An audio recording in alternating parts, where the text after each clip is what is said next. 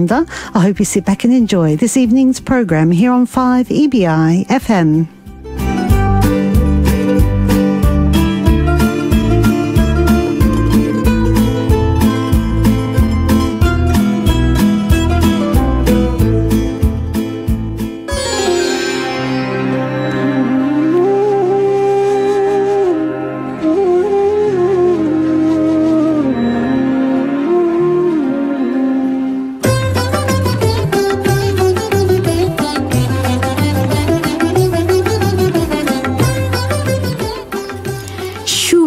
সন্ধ্যা radio Bangla এডিলেডের প্রিয় শ্রোতা শুভেচ্ছা নিন।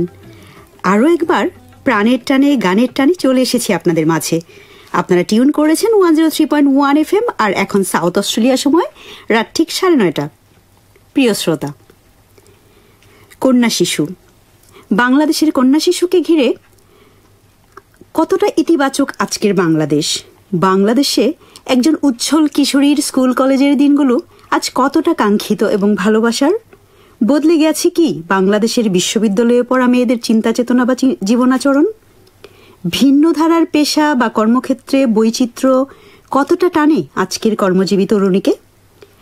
সংসার ক্ষেত্রে প্রবেশের আগে মেয়েরা মনের মতো মানুষটিকে বেছে নিতে পায় কি পরিবার বা সমাজ থেকে সহযোগিতা? একটু বেশি আগের থেকে কেমন আছে আমাদের মায়েরা? কেমন আছে বাংলাদেশের একজন কন্যা জায়া জননী বা একজন যে কোনো আত্মবিশ্বাসী নারী? আজ অনেক দিন পর আবারও আমি নদী প্রিয় রেডিও বাংলা এডিলেডে ফিরে এসেছি। আমার সাথে আজ আছেন আমার ভীষণ প্রিয় ঢাকা বিশ্ববিদ্যালয়ের একজন জুনিয়র সহপাঠী, এখন ইনি একজন সম্মানিত শিক্ষক সানজিদা আক্তার নীরাকে নিয়ে এসেছি আজকের অতিথি হিসেবে নিয়ে। কথা বলবো মেয়েবেলা বাংলাদেশ সেই সময় এবং এই সময়ের নানান চাওয়া পাওয়া প্রাপ্তি এবং নানান প্রশ্নের উত্তর খুঁজব আজকের সন্ধ্যার পুরো আয়োজনে। যারা যোগ দিয়েছেন প্রথমবারের মতো তাদের বলছি ছেড়ে যাবেন না, থাকুন আমাদের সাথে আগামী 1 ঘন্টা। শুনতে পারবেন সাথে অসম্ভব সুন্দর কিছু গান। শুরুতেই নীরা, তোমাকে স্বাগতম আজকের অনুষ্ঠানে। ধন্যবাদ নদিয়াপা, আমি খুবই সম্মানিত এবং খুব খুশি, বিশেষ করে আপনার সঙ্গে আসতে পেরে। আমি তো জানোই একজন আবেগী মানুষ, সবসময় উচ্ছ্বসিত থাকি, আজকে একটু বেশি উচ্ছ্বসিত, তুমি আমার কণ্ঠ শুনেই বুঝতে পারছো। তো নীরা, শুরুতেই যারা প্রথমবারের মতো তোমাকে শুনছে, আমি আসলে তোমার মাধ্যমেই পরিচয়টা শ্রোতাদের কাছে একটু তুলে ধরতে চাইছি। আচ্ছা, আমি নদিয়াপু বলেছে আমি ওনার ঢাকা বিশ্ববিদ্যালয়ে পড়ার সময় ওনার জুনিয়র ছিলাম। হ্যাঁ, নদিয়াপুকে ঘিরে আমাদের অনেক স্মৃতি ঢাকা বিশ্ববিদ্যালয়ে। আমি সেখান থেকে পাশ করা একজন ছাত্রী, পরে সেখানেই ঢাকা বিশ্ববিদ্যালয়ে উইমেন অ্যান্ড জেন্ডার স্টাডিজে শিক্ষকতা করছি এখন। আর অ্যাডিলেইডের সাথে আমার যোগসূত্র হচ্ছে আমি এখানে আমার মাস্টার ডিগ্রি করেছি এবং পিএইচডিও খুব সম্প্রতি শেষ করেছি। আমি ফেব্রুয়ারিতে প্রায় 4.5 বছর পরে আমার পিএইচডি শেষ করে বাংলাদেশে ফিরে গিয়েছিলাম এবং এখন আসলে আমি এখানে ভিজিট করছি। উদ্দেশ্য ছিল আমার ডিসেম্বরে গ্র্যাজুয়েশন অ্যাটেন্ড করা। তো এই তো বাংলাদেশে ফিরে যাচ্ছি আমার কর্মক্ষেত্রে। যাবার আগে নদিয়াপু আমাকে এখানে নিয়ে এসেছে বাংলা স্টুডিওতে। এটাই। আর একটু কথা নদিয়াপু বলতে চাই, যেহেতু আজকের কন্যা শিশু বা একালের মেয়েদের নিয়ে আমরা কথা বলবো, তো আস্তে আস্তে আমি চিন্তা করছিলাম যে আসলে আমার প্রফেশনটার একটা খুব বড় প্লাস পয়েন্ট হচ্ছে আমরা কখনো বুড়ো ফিল করি না, কারণ সবসময় আমাদের ডিলিংটা হচ্ছে তারুণ্যের সঙ্গে। হ্যাঁ, সেজন্য নিজেকে সবসময় সেই তরুণী মনে হয় সবসময়, এবং ওদের সাথে কথা বলা এবং ওদের জীবনটা এবং ওদের ফিলিংসটা জানা, এটা আমি মনে করি আমার প্রফেশনের একটা অনেক বড় প্লাস পয়েন্ট, যেটা আমি খুব এনজয় করি। এবং আমার খুব ভালো লাগছে যে এরকম একটা ফাইন্ডিংস আজকের অনুষ্ঠানকে ঘিরে তোমার হঠাৎ করে মনে হয়েছে। এটার ক্রেডিট আমারও কিছুটা, নতুন করে যেহেতু তোমাকে মনে করে দিয়েছি। খুবই ভালো লাগলো নীরা। আমরা আসলে আগামী 1 ঘন্টা অনেকগুলো কথা বলবো। আমি অল্প কিছু গানও নিয়ে এসেছি যথারীতি। আমি শুরুতে একটু ভূমিকা দিচ্ছি ছোট্ট করে, সেটি হচ্ছে নীরা, আমি বাংলাদেশ ছেড়ে পরবাসী হয়েছি প্রায় অর্ধ যুগেরও বেশি সময়।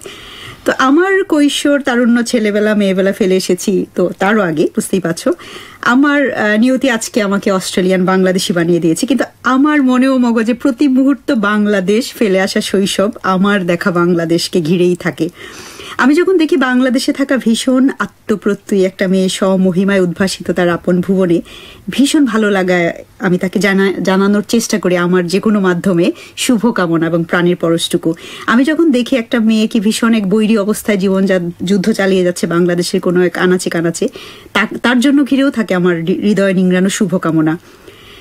শুরুতেই কথা বলতে চাই বাংলাদেশের কন্যা শিশু এই বিষয়টি। সেটি হচ্ছে যে নীরা, তুমি একজন শিক্ষক।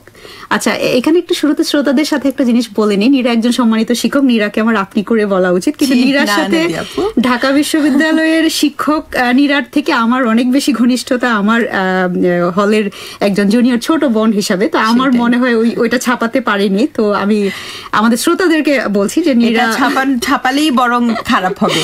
তো আমি আসলে ফর্মাল হতে পারছি না। রেডিও বাংলা এডিলেড আমাদের এটা খুবই আন্তরিক ছোট্ট একটা জায়গা। আশা করি নীরা তো বুঝবেই, আপনারাও বুঝবেন। আপনাদের কাছে একটু বিষয়টি আমি পরিষ্কার করে নিলাম।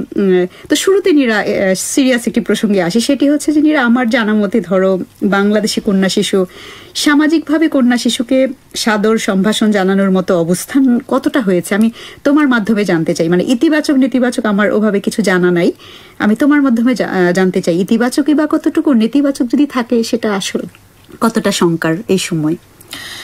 আচ্ছা, ইতিবাচক হয়েছে।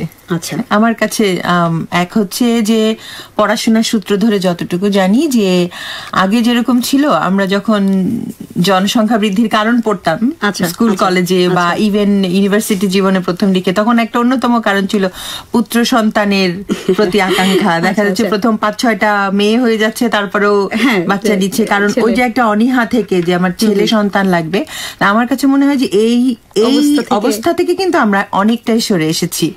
সেই অর্থে আমি বলবো যে এটা ইতিবাচক। এখন ইভেন আপনি গ্রামে প্রত্যন্ত অঞ্চলেও কিন্তু গেলে দেখবেন যে একটা মেয়ে বা দুটো মেয়ে নিয়েও মানুষ অনেক সুখী জীবন যাপন করছে। হ্যাঁ, যেটা আমার কাছে অনেক ভালো লাগে আমি যখন কথা বলি বা বুঝতে পারি জিনিসটা।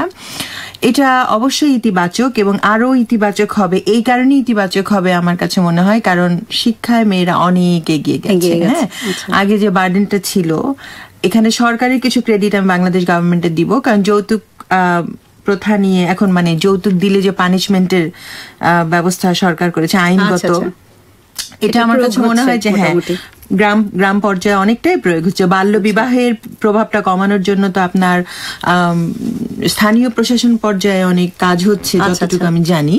তো আমার কাছে মনে হয় এগুলো সব মিলিয়ে অনেক ভালো প্রভাব পড়েছে। হ্যাঁ, তারপরেও যেহেতু বিয়ের ব্যাপারটা এবং এই নারী পুরুষের ব্যাপারটা এত বেশি কালচারালি ভিতরে ঢুকে আছে, তো অ্যাপারেন্টলি যদিও মনে হয়, কিন্তু প্রচ্ছন্নভাবে আমার কাছে মনে হয় আবারও যে এখনো কিছু জায়গা রয়েছে, কিছু জায়গা অন্ধকার থেকে যাচ্ছে। বাট আমি নদী আপু খুব আশাবাদী যে ওই অন্ধকারের জায়গা থেকে কিন্তু মানুষ বেরিয়ে আসবে। আমি তো নিজেও একজন আশাবাদী মানুষ, এবং তোমার কণ্ঠে কণ্ঠ মিলিয়ে বলবো যে এইরকম কোন বিষয় নিয়ে যেন আমাদের বাংলাদেশে কথাই বলতে না হয় কখনো। অবশ্যই এই জায়গাটা যেন সম্পূর্ণভাবে পুরোপুরি আমাদের কাঙ্ক্ষিত হয়ে ওঠে। তা আমি ছোট করে তোমার সাথে যোগ করতে চাই আমার দুটো ফাইন্ডিংস। একটি হচ্ছে যে হ্যাঁ, আমাদের পাশের দেশ ভারতেই আমরা দেখতে পারি আজও কন্যা শিশুকে ঘিরে অসম্ভব পশ্চাৎপদতা, অসম্ভব, যেটা আমাদের বাংলাদেশের কোনো আনাচে কানাচে এখন হয়তো মিডিয়াতে সবকিছু উঠে আসে না। তারপরও বলবো মিডিয়া এখন অনেক সচেতন। আমি কখনোই অতটা খারাপ অবস্থা তবে দেখিনি। আমি একটু অ্যাড করি নদী আপু, একটা জিনিস যেটা আমার নিজের কাছে খুব খারাপ লেগেছে, আমি বিভিন্ন সময় গ্রামে যেতে হয়, আমার বাবার বাড়ি শ্বশুর বাড়ি দুটোই গ্রামে হওয়ার কারণে আমার একটা জিনিস খুব খারাপ লাগে। অনেক সময় দেখেছি যে কোনো ভদ্রলোক তার 3টে কন্যা আছে বা কারোর 4টা কন্যা আছে কোনো মায়ের, তখন তাকে মানুষ আইডেন্টিফাই করে এইভাবে যে ওই যে 3 মেয়ের বাবা, হ্যাঁ, বা 4 মেয়ের মা। এই যে একটা মানে একটু তাচ্ছিল্যতা, মানে তাকে একটা করুণার চোখে দেখা সমাজে যে আহারে বেচারার কোনো ছেলে নেই, মানে এইরকম একটা যে আহারে, বা তাকে ওইটা দিয়ে আইডেন্টিফাই করা যে কয়টা অনেকগুলো মেয়ে আছে। হ্যাঁ, এটাই প্রমাণ করে যে এখনো যদিও অনেক আইন হয়েছে, অনেক কিছু প্র্যাকটিস হচ্ছে এখন, কিন্তু তারপরও যেন সেই যে সাংস্কৃতিক ভাবে একদম ঢুকে থাকা যে বিষয়টা, এটা আসলে বের হতে সময় লাগে। এবং এটা সবচেয়ে শঙ্কার বিষয়টা হচ্ছে এটা আসলে আর্থ সামাজিক বিষয়ের সাথে যতটা না জড়িত, তার থেকে বেশি জড়িত হচ্ছে মানে, কারণ আমি কেন বলছি, আমরা তো সাধারণভাবে ভেবে নিই যে নিম্ন মধ্যবিত্ত মানুষের মানসিকতা একরকম হবে, উচ্চ মধ্যবিত্ত, বিষয়টা কিন্তু তার না। এই বিষয়টাতে আপনার মানসিকতা একেবারে কোনো সামাজিক এক্স্যাক্টলি সেই ঘটতে পারে। কারণ হচ্ছে যে আমি ঢাকার, আমার শ্বশুর বাড়ি এখনো ঢাকায়, তো আমি ঢাকা ছেড়ে আসার আগে কথা তোমাকে বলি যে জায়গাটায় ছিলাম সেখানের প্রতিবেশী একজন আন্টি বলি, আন্টির সাথে আমার খুব ভালো রিলেশন ছিল। তো ওনার বড় মেয়েটির বিয়ে হয়েছে সম্প্রতি বলতে 2 বছর, তো প্রথম একটি মেয়ে হয়েছে। তো ওনাদের সাথে প্রায় আমার কথা হয়। তো সেই কথা প্রসঙ্গে একদিন শুনলাম সেই মেয়েটার প্রথম কন্যা সন্তান হওয়াতে শ্বশুর বাড়িতে খুব বেশি ওয়ার্ম ওয়েলকাম তো করা হয়নি, শাশুড়ি অনেক দিন পর এসে দেখেছেন, বা শুরুতে খুবই একটা অস্বস্তি ছিল, যেটা আমাকে প্রচন্ড ব্যথিত করেছে এবং অবাক করেছে। যে আমার জানা মতে ভদ্রলোক, মানে মেয়েটির হাজবেন্ড একটি বহুজাতিক কোম্পানিতে আছে, ইঞ্জিনিয়ার হিসেবে কাজ করছে, তার ফ্যামিলি নিঃসন্দেহে একটা এডুকেটেড ফ্যামিলি বাংলাদেশের প্রেক্ষাপটে। তো তুমি এটাকে কিভাবে ব্যাখ্যা করবে? না দেবু, আমি কিন্তু আমার নিজের পিএইচডি গবেষণা যদিও ছিল মাতৃস্বাস্থ্য নিয়ে, কিন্তু সেখানেও আমি কিছু এরকম কথা বলতে গিয়ে ফাইন্ডিংস পেয়েছি যে হয়তো দ্বিতীয় সন্তানের ক্ষেত্রে বিশেষ করে মেয়ে হয়েছে দেখে অনেক সময় হাজবেন্ড এবং শাশুড়ি এই দুই তরফ থেকে বেশি এক ধরনের তা ছিল। কারোর ক্ষেত্রে এসেছে, আমি বলবো সবার ক্ষেত্রে না, রেটটা অনেক কমে গেছে। তারপর এবং তারা উচ্চবিত্ত পরিবারের, মানে মধ্যবিত্ত পরিবারের আর কি, তাদের মধ্যে দেখেছি মানে মাটা আমার সাথে কথা বলার সময় এই মানে প্রকাশ করেছে যে তার স্বামী বা তার শাশুড়ি, হ্যাঁ সেক্ষেত্রে আবার অনেকে দেখা যাবে যে প্রথম সন্তান ছেলে হয়ে যাক যাতে তারা রিলিফ, হ্যাঁ এরপরে যা হয় হোক। না, এখন বিষয়টার একটা সরল ব্যাখ্যা হচ্ছে নীরা, শিশুকে ঘিরে আমাদের এক ধরনের ভালোবাসা ভালো লাগা সবসময় আছে প্রতিটা সুস্থ মানুষের। তো তারপরও ধরো আমি ব্যক্তিগতভাবে মাঝে মাঝে চিন্তা করি যে আমার ভাইটি যদি না থাকতো, আমার বোন আছে, ভাই আছে, তো ভাইকে ঘিরে এক ধরনের ভালোবাসা বোনকে ঘিরে, তো সেইটার সাথে এই জিনিসটার আমি মিলাতে চাই না। অনেক সময় থাকে যে একটা সাধারণ চাওয়া, একটা ছেলে হলো, এখানে ছেলে মেয়ে না, মানে অনেক ফ্যামিলির চাওয়া থাকে ছেলে সন্তান খুব পছন্দের, মানে আমি বলছি না যে মেয়েকে ছোট করে দেখা হচ্ছে না, সেটা ছেলেকেও তাদের খুবই, মানে একটা ছেলে যদি হতো আমার, সেটা যেরকম আমার নিজেরই এক ছেলে এক মেয়ে, তো আমার ডেফিনেটলি আমি যার 2 ছেলে বা 2 মেয়ে তাকে খাটো করছি না, কিন্তু এটা আমার কাছে একটা অন্যরকম ফুলফিলিং লাগে, আমার ধরনের ছেলের মা হলে কেমন লাগে, ফিলিংসটা মেয়ের হলে কেমন লাগে। কিন্তু নদীপু একটা জিনিস কি, যে এখন বিশেষ করে আমাদের এশিয়ান সোসাইটিতে যে ধারণাটা আছে যে ছেলেই বুড়ো কালে বাবা মাকে দেখে রাখবে, না এটা তো কমপ্লিটলি বদলে গেছে, কিন্তু ভেতরের যে এক্সপেকটেশন সেটা আসলে এখন পর্যন্ত যায়নি মানুষের, সেই জন্যই কিন্তু ছেলে সন্তান বেশি প্রত্যাশা এখনটাও আছে। এখন আমরা এই কন্যা শিশুকে নিয়ে পুরো অনুষ্ঠান জুড়ে কথা বলতে পারবো, আমরা এই বিষয়টি এখানেই রাখছি। কন্যা শিশুকে ঘিরে বাংলাদেশের প্রতিটি মানুষের ভালোবাসা থাকুক। হ্যাঁ,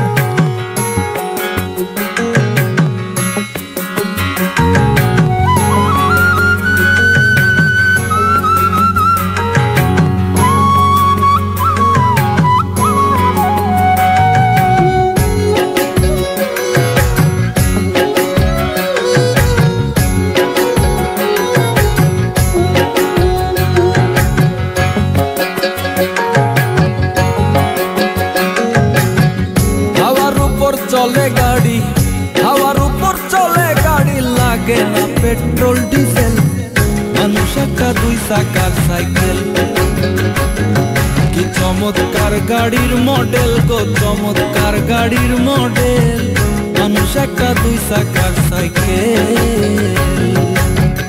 হাওয়ার উপর চলে গাড়ি, হাওয়ার উপর চলে গাড়ি, লাগে না পেট্রোল ডিজেল, মানুষ একটা 2 চাকার সাইকেল, কি চমৎকার গাড়ির মডেল গো, চমৎকার গাড়ির মডেল, মানুষ একটা 2 চাকার সাইকেল।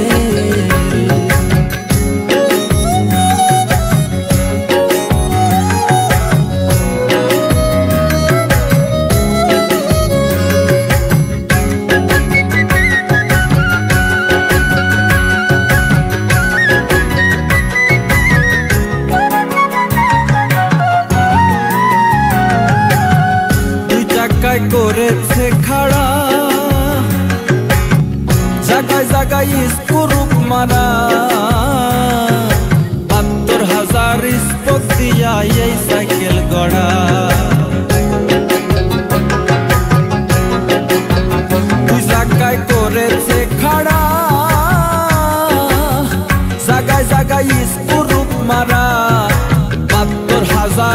স্পোক দিয়া এই সাইকেল গড়া চিন্তা করে দেখ না একবার চিন্তা করে দেখ না একবার 206টা হয় এক্সেল মানুষ একটা 2 চাকার সাইকেল কি চমৎকার গাড়ির মডেল গো চমৎকার গাড়ির মডেল মানুষ একটা 2 চাকার সাইকেল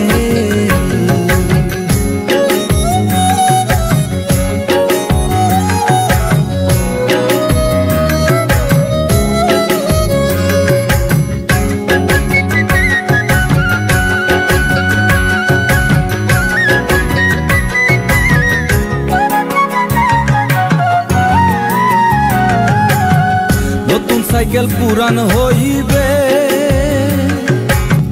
কলকত যাই জংসে ধরিবে বেলবাতির ঠন ঠন আওয়াজ বন্ধ যে হইবে নতুন সাইকেল পুরান হইবে কলকত যাই জংসে ধরিবে বেলবাতির ঠন ঠন আওয়াজ বন্ধ যে হইবে এক তোমাকে না বাড়বে এক তোমাকে না বাড়বে 1000 বার মারলেও পেডেল মানুষ একটা 2 চাকার সাইকেল কি চমৎকার গাড়ির মডেল গো চমৎকার গাড়ির মডেল মানুষ একটা 2 চাকার সাইকেল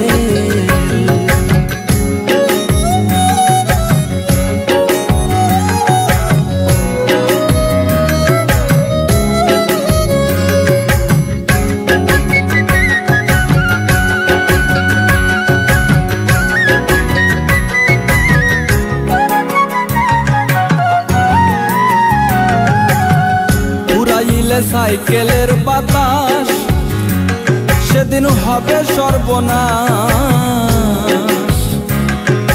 কি আর তোমার কাজ করবে না রাখিও বিশ্বাস। প্রিয় শ্রোতা, শুনছেন রেডিও বাংলা এডিলেইড, সাউথ অস্ট্রেলিয়ায় বাংলাদেশের অনুরণন। যারা প্রথমবারের মতো টিউন করেছেন তাদের বলছি 103.1 FM এ আমাদের প্রতি বুধবার ইচ্ছে করলেই শুনতে পারেন রাত 9:30 থেকে 10:30 পর্যন্ত।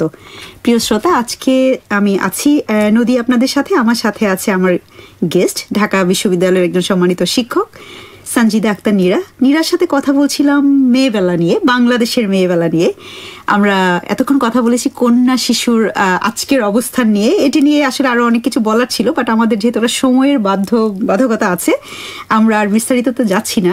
নীরা, আমি আসলে শুরুতে যেটি বলেছি তোমাকে, আমি অনেক বছর ধরে, অনেক বছর বলতে 6 বছর, কম সময় না, লম্বা একটা সময় ধরে বাংলাদেশের সাথে আমার ওভাবে যোগাযোগ নেই। পুরো যোগাযোগটা শুধু ফেসবুক কেন্দ্রিক।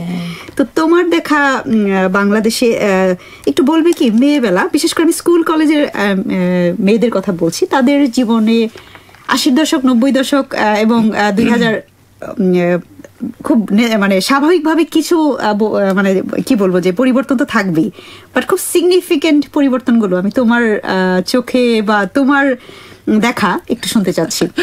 আপু 80 দশকেরটা হয়তো বলতে পারবে না, কারণ তখন আমি একেবারেই শিশু। মানে যদি অবজারভেশনের কথা বলেন তাহলে বলাটা মুশকিল, যদিও মায়েদের কাছ থেকে যা শুনেছি। 90 তো আমরাই নিজেরাই ছাত্রী ছিলাম আর কি স্কুল কলেজে। তো আর এখন যারা পরে, আমি সত্যি এখনকার ছেলে মেয়েদের দেখে আমার খুব ভালো লাগে। কারণ ভালো লাগে এই অর্থে যে ওরা আরো অনেক বেশি উচ্ছ্বাস প্রকাশ করতে পারে, ওরা অনেক কিছু অ্যাক্সেস করতে পারে, যেটা আমাদের সময় কিন্তু এতটা ছিল না। অনেকে কিন্তু খুব নেতিবাচক ভাবে বলে আমাদের সময় এটা করেছি, তোরা এটা করিস না। কিন্তু আসলে সময়ের দাবি একটা থাকে, যে সময় এখন টেকনোলজির যুগ, তারা টেকনোলজি নাড়াচাড়া করবে। এবং আমার কাছে মনে হয় কি এখন যে এখনকার সময়ের স্কুল কলেজের ছেলে মেয়েরা যত রকমের সুযোগ সুবিধাগুলো পায়, হ্যাঁ, সেটা তাদেরকে ইন্টারনেট দিতে পারে, তাদের নানা রকমের সোর্স অফ ইনফরমেশন এবং অ্যাক্সেসটা রয়েছে। হ্যাঁ, টেকনোলজি ছাড়াও অন্যান্য ক্ষেত্রে যে তারা এই পড়াশোনার বাইরেও আরো নিজেকে বিকশিত করার মতো যত রকমের সুযোগ তারা পায়, আমাদের সময় কিন্তু সুযোগগুলো খুব লিমিটেড ছিল। এবং দেখা যেত কি যে খুব অল্প কিছু সংখ্যক মেয়ে সেটার জন্য আসলে পেত, চাহিদাটা ছিল বা সুযোগগুলো ছিল। এখন চাহিদাটাও আরো বিস্তৃত হয়েছে, বড় হয়েছে, কারণ সুযোগ যখন আপনার বিস্তৃত হবে চাহিদাটাও তখন বিস্তৃত হবে। আমার আসলে আমার অনেক ভালো লাগে, আমি খুব আশাবাদী। আমি আগেও একবার আপনাকে বলেছি যে পরিবর্তনটা, আর পরিবর্তনের স্পেসিফিক জায়গাগুলো যদি আপনি বলেন তাহলে আসলে পড়াশোনার দিক থেকে এখন তো আমরা সব জায়গায় দেখি, স্কুল কলেজ বিশ্ববিদ্যালয়ে চান্স পাওয়া থেকে শুরু করে সব জায়গায় কিন্তু মেয়েরা অনেক এগিয়ে, এগিয়ে আমরা দেখতে পাই। হ্যাঁ, তারপরে মনে করেন যে তাদের যে লেভেল অফ কনফিডেন্স, যেটা আপনি বলেছেন শুরুতে, যে কোন আত্মপ্রত্যয় নারী দেখলে আপনার অনেক ভালো লাগে, সব বাধা অতিক্রম করে এগিয়ে যাওয়া। এখন কিন্তু আমরা প্রায় এই খবরগুলো পাই, একজন সংগ্রামী মেয়ের গল্প, হ্যাঁ, যারা সব বাধা পেরিয়ে আস্তে আস্তে এগিয়ে যাচ্ছে। হ্যাঁ, আগেও ছিল না তা বলবো না, তবে এখন কিন্তু আর অনেক বেড়েছে।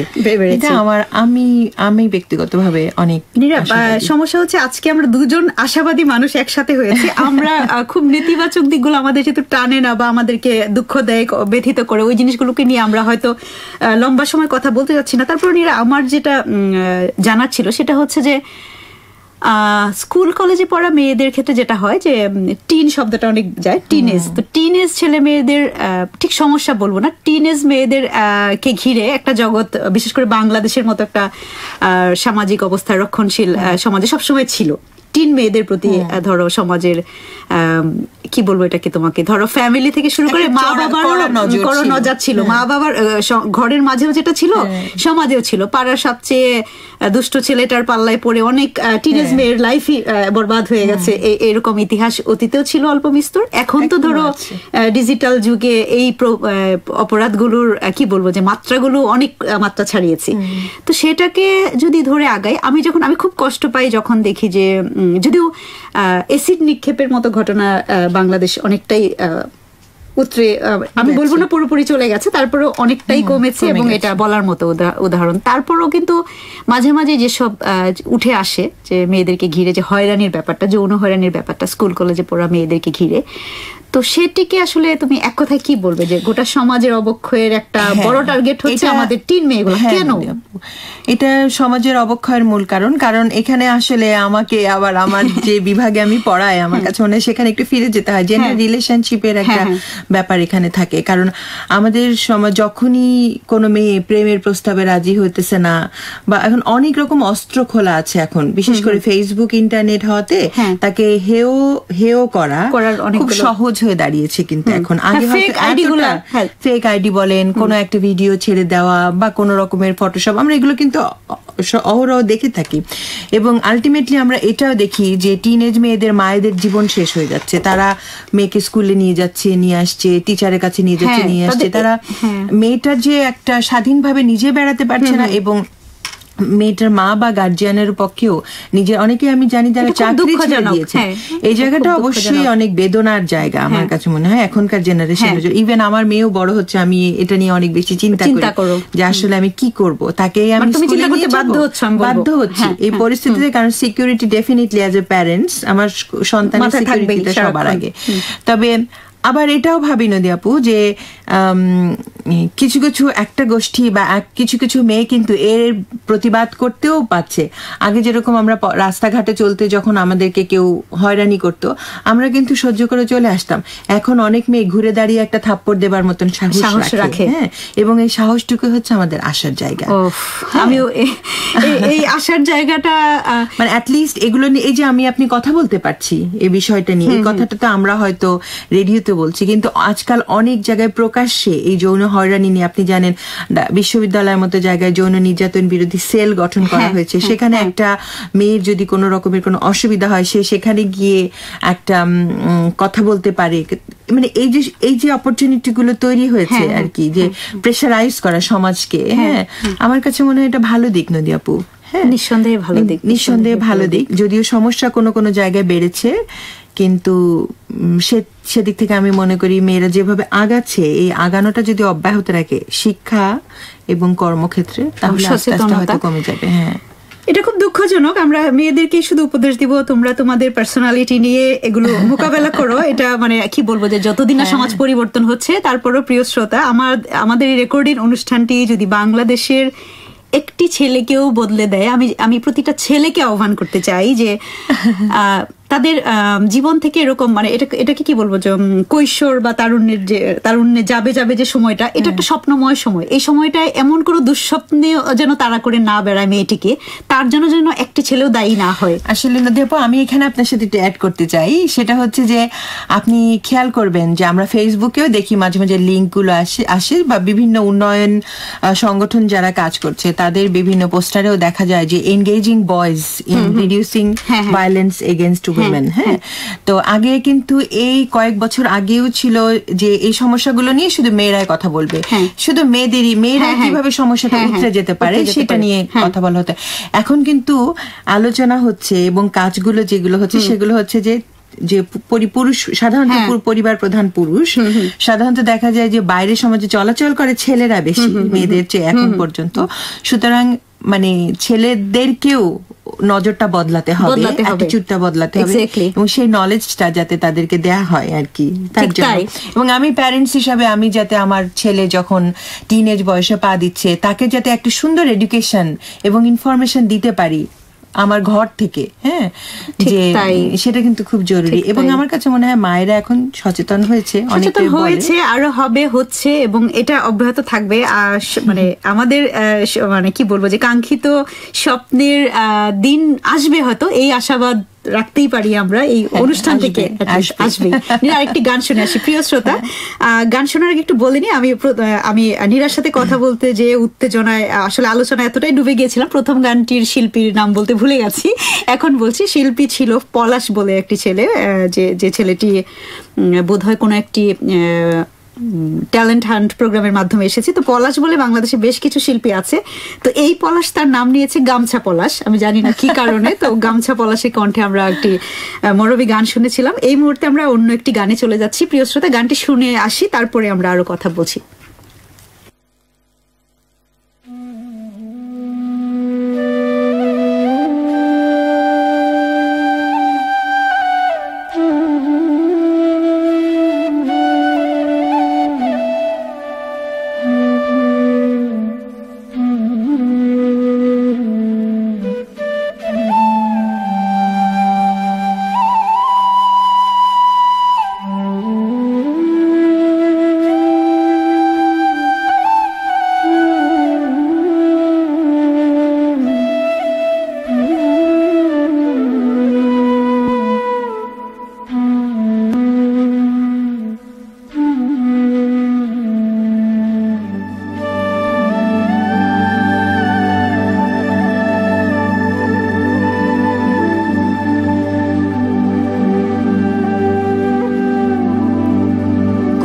লক্ষ জনম ঘুরে ঘুরে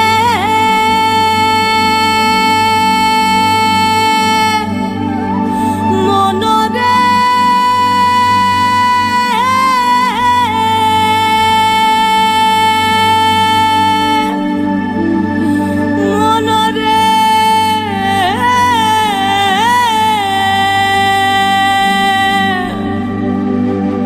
কত লক্ষ জনম ঘুরে ঘুরে আমরা পেয়েছি ভাই মানব জনম। এ জনম চলে গেলে, এ জনম চলে গেলে আর পাবো না, না না না আর মিলবে না। হৃদ মাঝারে রাখিব, ছেড়ে দেব না।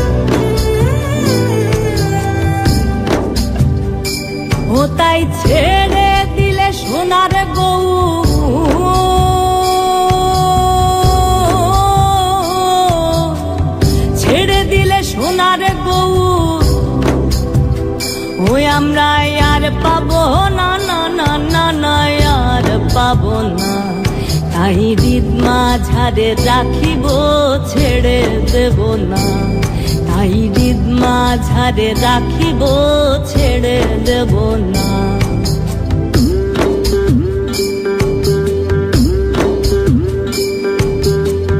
ভুবন মোহন গোরা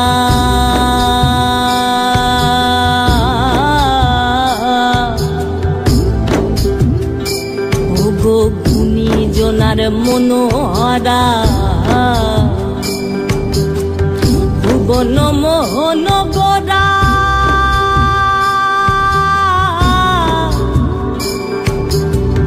গুণী জনার মনোহরা গো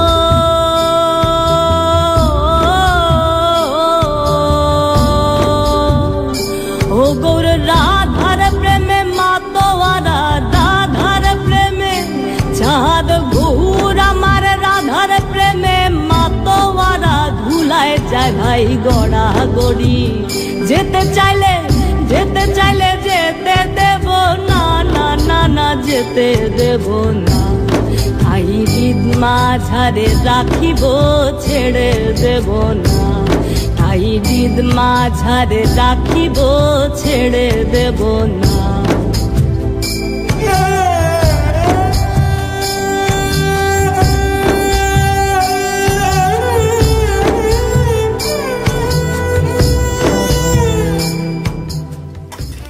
প্রিয় শ্রোতা, শুনছেন রেডিও বাংলা এডিলেইড, সাউথ অস্ট্রেলিয়ায় বাংলাদেশের অনুরণন। প্রিয় শ্রোতা, গানটি শুনলেন আনুশি আনাদিলের কণ্ঠে, তোমার হৃদ মাঝারে রাখিব ছেড়ে যাব না। আমরাও চাই নীরাকে আমরা রেখে দিতে পারলে ভালো হতো। নীরা একটি মহৎ কাজে বাংলাদেশে ফিরে যাচ্ছে, কাল সকাল 8টার সময় আমার ফ্লাইট। তো তারপর নীরা, তুমি আমাদের হৃদ মাঝারে থাকবে, তোমার জন্য শুভকামনা থাকবে। রিটা, তুমি শুরুতে আমাকে একটা খুব সুন্দর মেসেজ দিয়েছো, আমার মন ভালো হয়ে গেছে। আমি সেই ভালো লাগাটা লুকাতেই পারছি না, আমার কণ্ঠ শুনে শ্রোতারা হয়তো বুঝবে না, তুমি আমাকে দেখতে পাচ্ছ। সেটা হচ্ছে যে তুমি বলেছো যে তোমার মাঝে সবসময় তারুণ্য ঘিরে থাকে। কারণ আমি মাঝে মাঝে চিন্তা করি তুমি কতটা সৌভাগ্যবান। ঢাকা বিশ্ববিদ্যালয়ে পড়তে পারাটা নিঃসন্দেহে সৌভাগ্যের একটা জায়গা। তুমি জানো যে অনেকেই পড়তে চায়, তো আমরা কিছু মানুষ সেখান থেকে মানে কিছু ছেলে মেয়ে সেখানে উঠে আসে। আর একটি বিষয় হচ্ছে যে সেখানে পড়াশোনা করে তুমি হলে থেকেছো, হলের লাইফ যারা কাটিয়ে এসেছে তারা জানে যে কতটা আনন্দময়। এখন তুমি শিক্ষক হিসাবে সেই ক্যাম্পাসে আছো, তো তোমার জন্য তো আসলে আনন্দে ভরপুর একটা, এটা আমার স্বপ্নের প্রাণটা ওখানেই থাকে। এরকম কলা ভবনের 5 তলা দিয়ে যখন আমরা হেঁটে যাই, মানে আমি সবসময় বলি যে সুতি শাড়ির কুচি আর কলা ভবনের 5 তলা, এটা না থাকলে আসলে আমি আর থাকবো কিনা আমি জানি না। মানে এরকম লাগে আমার কাছে, মানে এতটাই মিশে যাওয়া আর কি একটা ক্যাম্পাসে এতদিন ধরে। স্বাভাবিক নীরা, মানে আমি তোমার পালসটা একটু হলেও ফিল করতে পারবো। তুমি জানো যে তোমার প্রতিবেশী আমি ছিলাম, আমি রোকেয়া হলে, তুমি শামসুনার হলে। তো নীরা, আমাদের সময়টা আমরা কাছাকাছি সময়, আমি ছাড়ার হয়তো 1 বছর পর তুমি ছেড়ে গেছো, সো আমাদের সময় অনেকটাই কাছাকাছি। তো সেই সময়ের দেখা, আমি হল লাইফে সরাসরি ফিরে আসছি, যে কেমন ঢাকা বিশ্ববিদ্যালয়ের মেয়েরা এখন কি করছে আমাকে একটু বলবে? এখন অনেকটা সময় ফেসবুকে পার করছে, আনফরচুনেটলি। কেউ ভালো, কেউ মানে হয়তো বা অর্থহীন, আনফরচুনেটলি এটা আমাকে বলতেই হয়। তবে একটা জিনিস যেটা হয়েছে না দেবো, আমরা যখন পড়াশোনা করেছি তখন কিন্তু এই যে সেমেস্টার সিস্টেম ছিল না। হ্যাঁ, আমরা তো জানেনি যে সারা বছর হয়তো একটা বা দুটো কোর্স করে পার হয়েছি। এখন কিন্তু যেহেতু সিস্টেমটা চেঞ্জ হয়ে গেছে, এখন পড়াশোনার চাপ বেশি। তাদেরকে প্রত্যেক সেমেস্টারে মানে 4 মাসে 3-4টা করে কোর্স করতে হয়, প্রচুর কাজ থাকে। তো ডেফিনেটলি সব বিভাগেই সব ফ্যাকাল্টিতেই ছাত্রছাত্রীদের পড়াশোনার চাপ বেড়েছে। আর যদি আমরা যে সেই সময় যে সময়গুলো কাটিয়েছি টিএসসি-তে, তারপরে আমাদের ছিল না মোবাইল, আমাদের মোবাইল ছিল না, আমরা ফোন কয়েন বক্সের সামনে যে ঘন্টার পর ঘন্টা লম্বা লাইন দিয়ে দাঁড়িয়ে থাকতাম 12টা 1টা 2টো পর্যন্ত, সপ্তাহে 1 দিন বাড়িতে কথা বলতাম।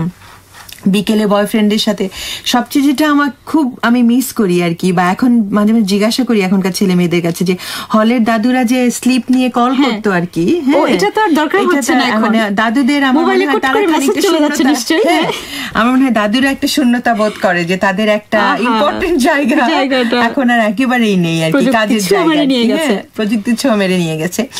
তো এটা আমার অনেক ইন্টারেস্টিং লাগে আর কি, যে আমাদের ওই সময়টা মনে হয় মেয়েদের চিঠি কি আসে? চিঠি আমার তো আসে না নদী, আমি মনে করি তাদেরও আসে না। সেই অর্থে বলো, খুব দুঃখজনক। আমার তো রীতিমতো মনে হচ্ছে আমরা কত সৌভাগ্যবান, আমার কিন্তু ভালো লাগা কাজ করছে। এই জায়গাটা আসলে আমরা সৌভাগ্যবান ছিলাম যে আমরা দুই জেনারেশনই দেখতে পাচ্ছি, এই অর্থে আমরা আরো বেশি সৌভাগ্যবান। আমরা এখন ফেসবুকের জগতে ঢুকে পড়েছি, আবার একসময় চিঠির জগতেও ছিলাম, সে অর্থে সৌভাগ্যবান। কিন্তু আমার কাছে যে জিনিসটা আমি খানিকটা হিংসায় বোধ করি এখনকার মেয়েদের জন্য হলে এবং ক্যাম্পাসে দুই জায়গায়, সেটা হচ্ছে যে তাদের যে অপরচুনিটি গুলা রয়েছে, হ্যাঁ, এত যেমন টিএসসি তে এখন এত সংগঠন, এত অ্যাক্টিভিটিস, এত প্রোগ্রাম আমাদের সময় ছিল, যারা করতে চেয়েছে তারা পেরেছে, কিন্তু এখন কিন্তু সুযোগটা আরো অনেক বেশি বিস্তৃত। আমি ডিবেটের সাথে যুক্ত ছিলাম, এখন ডিবেটের আরো এত বেশি প্রোগ্রাম হয়, এত কালারফুল হয়, মানে সেখানে ফান্ডিংও তারা পায় নানা বিভিন্ন কর্নার থেকে, বাণিজ্যিক প্রতিষ্ঠানগুলো এগিয়ে আসছে, বড় বড় ফেস্টিভ্যাল হচ্ছে। তো সেই অর্থে তারা টিভিতে যাচ্ছে, রেডিওতে যাচ্ছে, ইভেন দেশের বাইরেও তারা বিভিন্ন প্রোগ্রামে যাচ্ছে। তো এই জায়গাটা আমার কাছে ভালো লাগে আর কি, যে আমরা পিছিয়ে ছিলাম হয়তো নিঃসন্দেহে, কারণ আমাদের তাদেরকে ঘিরে যত কথাই বলে আমাদেরই তো মানে আমরা উত্তরসূরি, কি বলি, ওরা আমাদের, আমরা পূর্বসূরি, ওরা আমাদের উত্তরসূরি।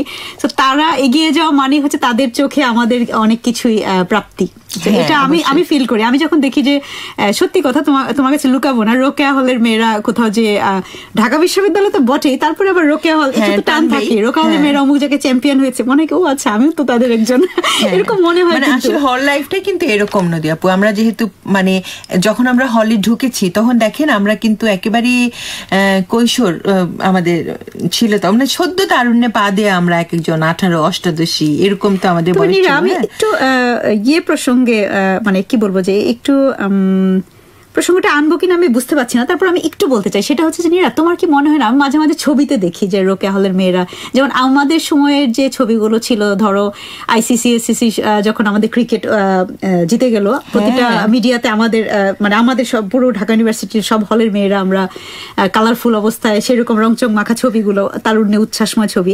তো মাঝে মাঝে আমার এখনকার মেয়েদের যখন ছবি দেখি খুব অচেনা লাগে। বিশেষ করে আমি একটা ব্যাপারে আসতে চাচ্ছি, সেটা হচ্ছে যে তোমার কি এটা মনে হয় যে এখনকার মেয়েদের, আমি দুইটা একদম পরিষ্কার বিভাজন দেখি, একটা হচ্ছে যে কিছু ছেলে মেয়ের পোশাক আশাক থেকে শুরু করে পার্সোনালিটি দেখলেই ভালো লাগা কাজ করে, কিছু হচ্ছে ভীষণ রকমের উইয়ার্ড, মানে আমি বলতে চাচ্ছি, তো যেটা হচ্ছে আমাদের সময় আমি ওভাবে খেয়াল করিনি। হয়তো একজন মেয়ে হয়তো বা যে মেয়েটি একেবারে, আমি নিজে একটি নিম্ন মধ্যবিত্ত পরিবার থেকে উঠে এসেছি, আমার হয়তো খুব বেশি হলে 2টা বা 3টা জামা ছিল, ভালো জামা, যখন বন্ধুদের সাথে আড্ডা দিতে যেতাম ইস্ত্রি করা ভালো জামাটা হয়তো পরে গেছি, তারপর আমি বলবো যে একটা রুচির ব্যাপার ছিল।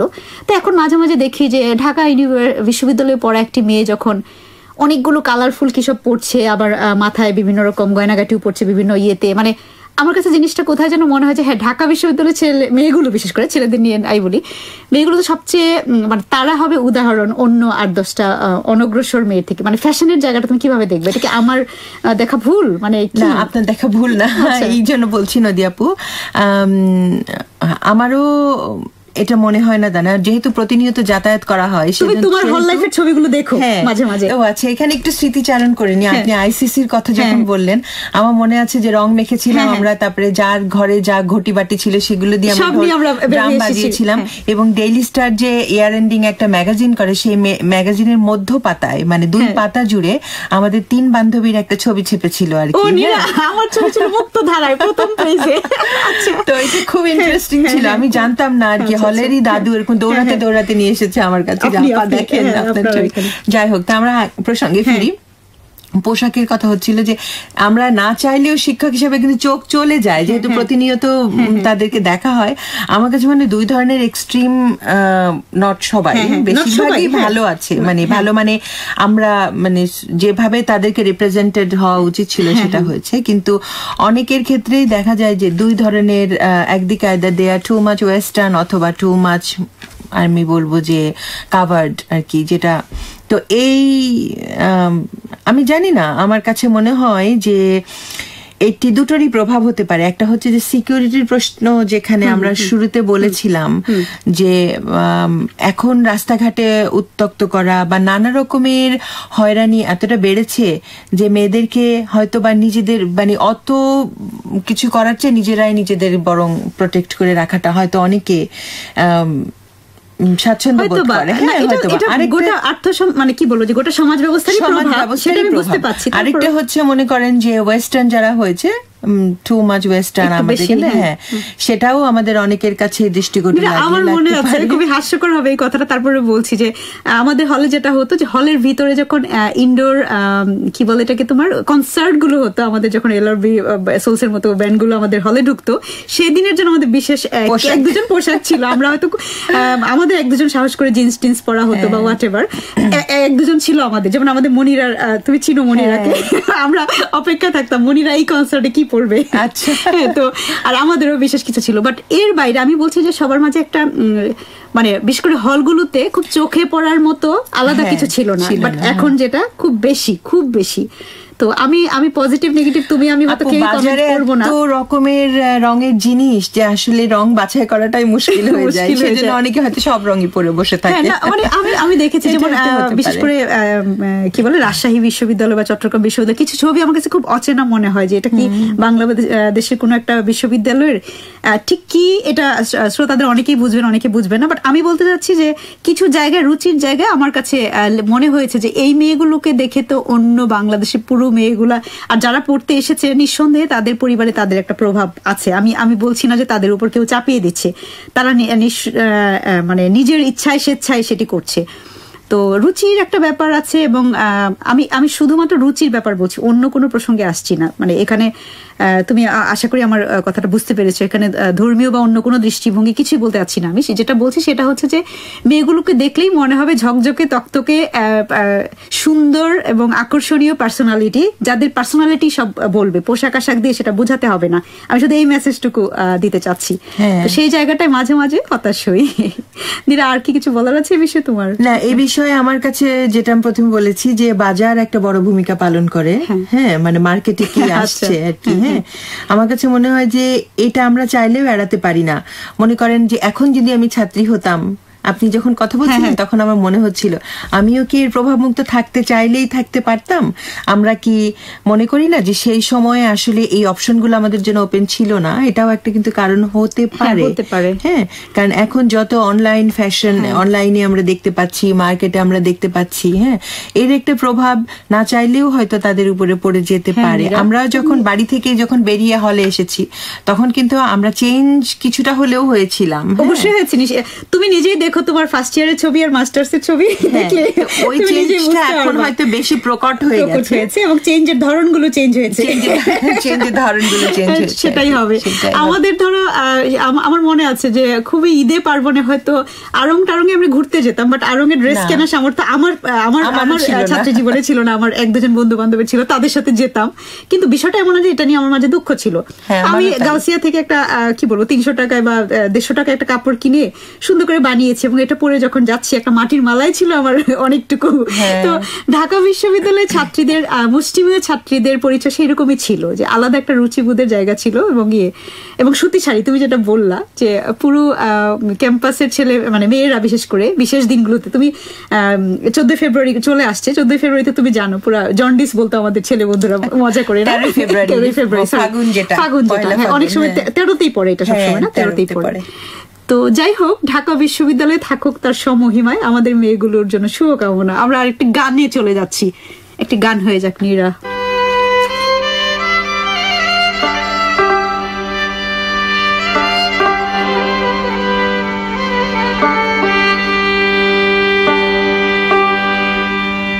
আমার বন্ধুরে কই পাবো সখী গো, ও সখী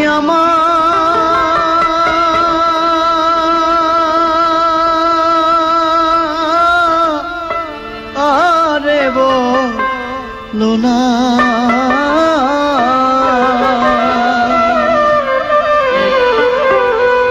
আমার বন্ধু বিনে পাগল মনে বুঝা আইলে বুঝি না।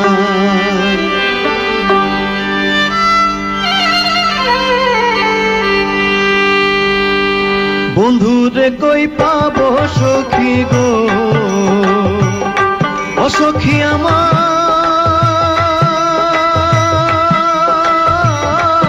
বলো না, বন্ধু বিনে পাগল মনে বুঝাইলে বুঝে না, আমার বন্ধু বিনে পাগল মনে বুঝাইলে বুঝে না।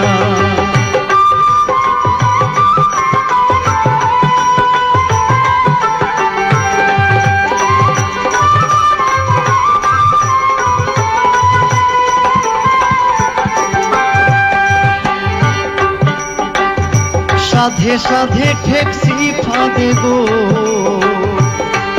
সখী দিলাম 16 আনা, সাধে সাধে ঠেকছি ফাঁদে গো, ও সখী দিলাম 16 আনা, প্রাণ পাখি উড়ে যেতে চায় আর ধৈর্য মানে না, আমার প্রাণ পাখি উড়ে যেতে চায় আর ধৈর্য মানে না।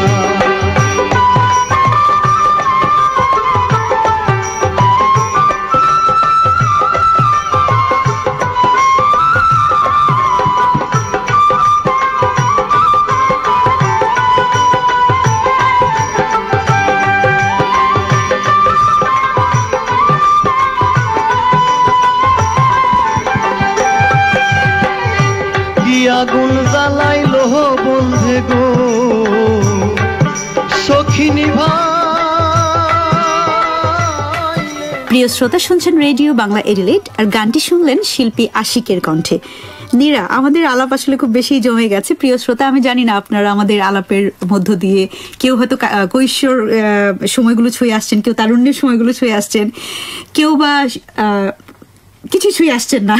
তারপরে আমি বলবো যে আমরা চেষ্টা করছি আসলে একটা যোগসূত্র ঘটাতে। আজকের বাংলাদেশের মেয়েদের নিয়ে কথা বলছিলাম, আমরা চেষ্টা করেছি আমাদের মেয়েবেলা, আমাদের কন্যা শিশু, আমাদের তারুণ্য, বিশ্ববিদ্যালয় জীবনে এসে আমরা থেমে গেছি। এটি নিয়ে আরো অনেক কিছু বলার ছিল, আমাদের সময়ের বাধ্যবাধকতায় আমরা চলে যাচ্ছি পরের দিকে। সেটি হচ্ছে যে কর্মক্ষেত্রে ফিরে আসি। নীরা, আমাদের ঢাকা বিশ্ববিদ্যালয়ের ছাত্রীরা সবসময় বাংলাদেশের, প্রিয় শ্রোতা আপনারা আমাদের মাফ করবেন, বারবারই ঢাকা বিশ্ববিদ্যালয় উঠে আসছে, এই জন্য যে নীরাও ঢাকা বিশ্ববিদ্যালয়ের একজন ছাত্রী এবং আমিও একজন, সেই জন্য হয়তো উঠে আসছে। আমি আসলে গোটা বাংলাদেশকে নিয়েই কথা বলছি, বাংলাদেশের বিশ্ববিদ্যালয় পড়ুয়া মেয়েদের নিয়ে কথা বলছি। সেটা হচ্ছে নীরা, বিশ্ববিদ্যালয়ের বিশেষ করে এখন পর্যন্ত আমার জানা মতে, বিশেষ করে পাবলিক কমিশন যেটা মানে বিসিএস এ আমাদের ছেলে মেয়েরাই লিড করছে, সেখানে মেয়েদের অবস্থান মানে এই মুহূর্তে কেমন যাচ্ছে বা তোমার মাধ্যমে শুনতে চাই।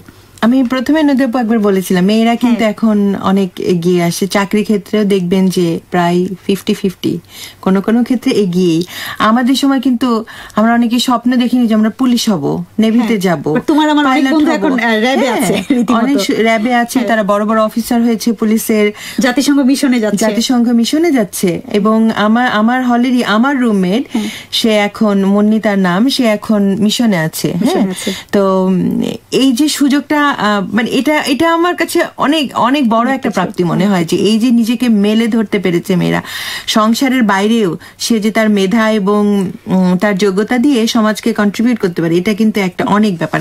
আমাদের সময় কিন্তু অনেকটাই ছিল নদী আপু, যে তারা হয় মাস্টারি করবে কিংবা ডাক্তার হবে। হ্যাঁ, কমন কিছু বিষয় ছিল, এখনো আছে। এবং আমার কাছে মনে হয় যে আমি যে টিচার হয়েছি এটা কিন্তু আমি আসলে নতুন কিছুই করিনি, কারণ আমার এটাই হওয়ার কথা। আমার মা মানে শিক্ষক পরিবার থেকে এসেছি, শিক্ষক হয়েছে। কিন্তু যারা শিক্ষক পরিবার থেকে এসে মনে করেন ফর এক্সাম্পল পাহাড় জয় করছে, বা মনে করেন যে একটা ডাক্তার পরিবার থেকে এসে বিজনেস করছে, they are actually doing really something মানে really special, এবং তারা taking the challenge of doing something. হ্যাঁ, এটা আমার কাছে অনেক ভালো লাগে আর কি।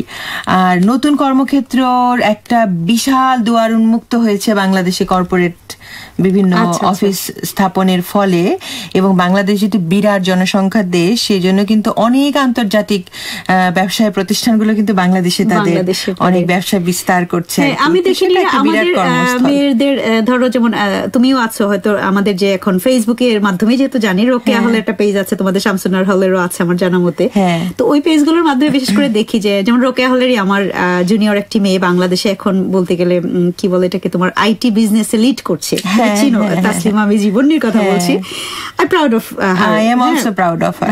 তো এখন দেখো গোটা বাংলাদেশের যে সমাজ ব্যবস্থা, যে অসহযোগিতা বা সব কিন্তু সব মেয়েদের জন্য সমান, সেগুলোকে জয় করে যখন একটা মেয়ে অন্য কিছু করছে, নিঃসন্দেহে আমরা তাদের কথা একটু অন্যভাবেই বলবো। হ্যাঁ নদী আপু, কিন্তু আমি এখানে হাজবেন্ডদের একটা বড় ক্রেডিট দিব, মানে পার্টনারদের আর কি।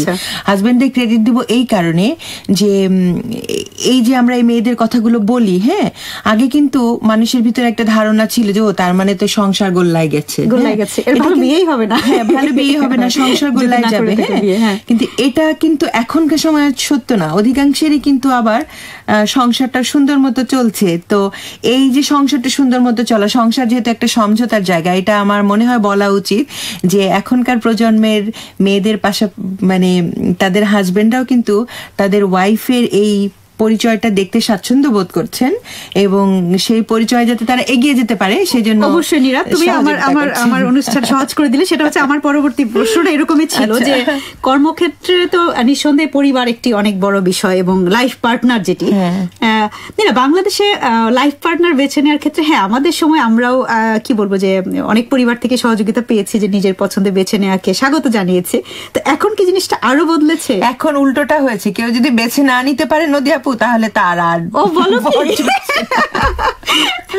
প্রিয় শ্রোতা, আমরা শেষ পর্বে আছি প্রায়। একটি ছোট্ট একটি গান শুনে আসি, অল্প একটু গান।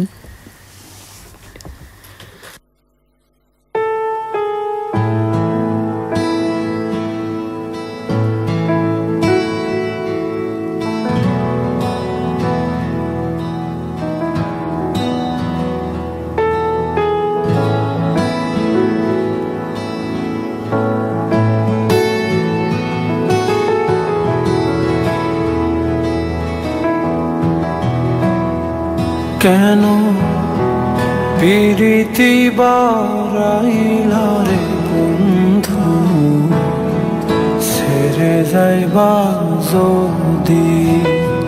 কেন পিরিতি বারাইলা রে বন্ধু, ছেড়ে যাইবা যদি?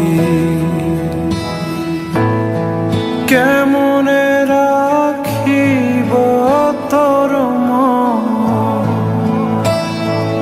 আমার আপন ঘরে পাদিরে বন্ধু, ছেড়ে যাইবা যদি? কেন পিরিতি বারাইলা রে বন্ধু, ছেড়ে যাইবা যদি?